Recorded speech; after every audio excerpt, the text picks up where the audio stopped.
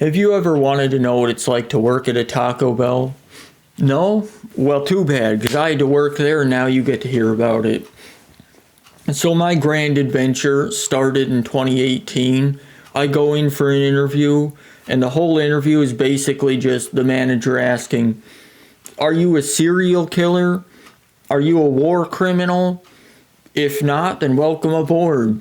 If you are, welcome aboard anyway. Nobody cares around here.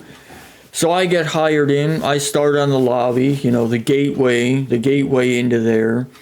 Of course, I have to watch like 4 days of those stupid videos on the computer. They tell you stuff like, yeah, don't get stuck in the freezer. Don't touch the grease fryers. They're hot. And people do it anyway, so I don't know what the point is. But anyway, I start on the lobby, get the whole thing down, learn how to clean the floors, clean the tables, clean the windows, clean up my attitude, all that stuff. Get into the habit of things, and then you get moved over to the drive-thru. And that's the worst position you can have there. Like, that stupid headset they make you wear, it's not like your headphones, okay? That thing clamps onto your skull like screws being driven in, and it destroys brain cells, I swear. Like, that thing, it's putting radiation into your brain like cell phones from the 80s. I get a little dumber every time I wear that thing. Between that and the customers who come through the drive-thru are, without a doubt, the dumbest people society has ever bred.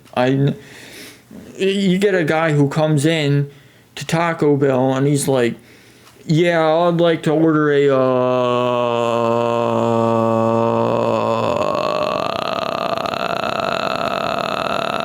Whopper. And I'm like, my dude, this is Taco Bell. We don't have Whoppers here. And he's like, oh, yeah, my bad, dude. So I'll have a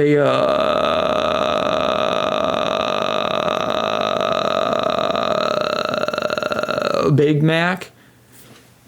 And they're all like that, too. Like, I don't even know how these people learned how to drive, honestly. But it happens.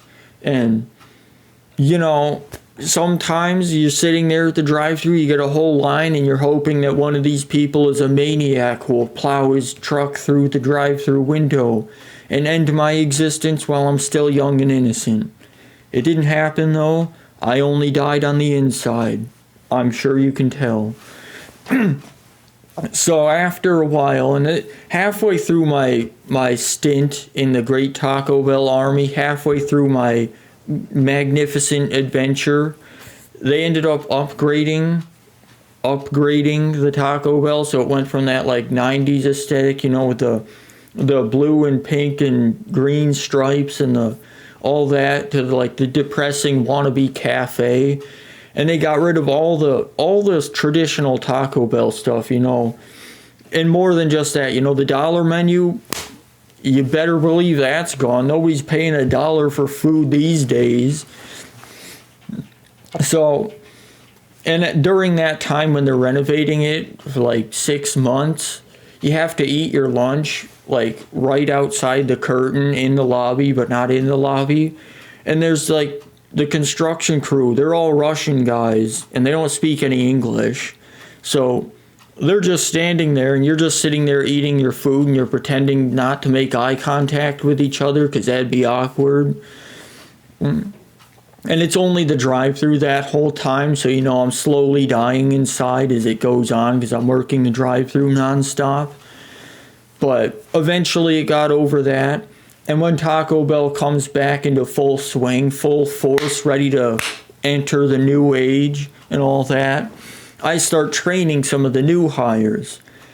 And these people are weird, a lot of them.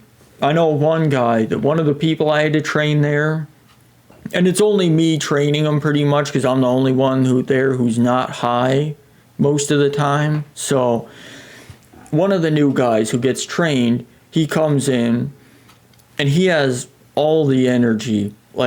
all the energy in the building. He comes in, he starts thundering around. He's like, let's go, boys. Let's do it. We got hungry customers. This is where heroes are made. We got food. We got customers. Let's put them together. Let's get it going, folks. He was the laziest person I ever had to train, but he certainly had the spirit. Another guy comes in after him, and this guy's covered in tattoos. He's like wannabe gangster rapper kind of guy, covered in tattoos. I don't even think he got hired there. I think he just showed up one day wearing a uniform. And so anytime I talk to this guy, he starts in on these rants. He'll go on and like, yeah, I'm from Texas. I'm from the gang scene. I live on the street. And then he goes on this rant about how he's like, yeah, I might have to take a couple of days off, go back down to Texas. My girlfriend's pissing me off. I'm going to have to go whip her ass. And he just disappeared one day. So maybe he went back to Texas. I don't know. I don't even think he worked there. I think he just showed up for a couple of days to get the free food. And so my whole Taco Bell adventure, my grand escapade, my wonderful, glorious misadventures eventually ended up coming to an end because the pandemic happened. And at first, when the first quarantine starts, they're like, the manager gives out these papers, and he's like, if you get pulled over by the cops for driving, which never happened, by the way, but if you get pulled over, you can just show them this letter, and it says that you're an essential worker, and you're allowed to be out, and you're allowed to be driving and working. And I'm like, I'm an essential worker? Taco Bell is essential? Well, are these potheads and drunks just gonna die off if they don't get their food at 3 a.m? Not that it mattered, because I ended up leaving. A certain person in my household, who shall remain unnamed, said that I should probably not be going out and at risk of getting the virus because one of the other people had a compromised immune system in my household. So I'm like, all right, fair enough. I left Taco Bell. A week later, that person goes out to lunch with her friends. So I'm like, oh, what's the point? What's the point? I just gave up a promising career at fucking Taco Bell. But yeah, I didn't go back to Taco Bell after that. I went to a grocery store. But yeah, that's pretty much the general experience most people are going to have at Taco Bell.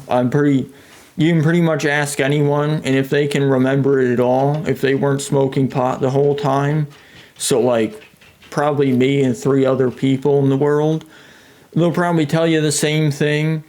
A lot of idiots come in, you get friendly with the old people. You know, most customers are all right. Some of them are worse than others. There's a certain demographic, I'm not going to point out which one, that's usually worse than the others.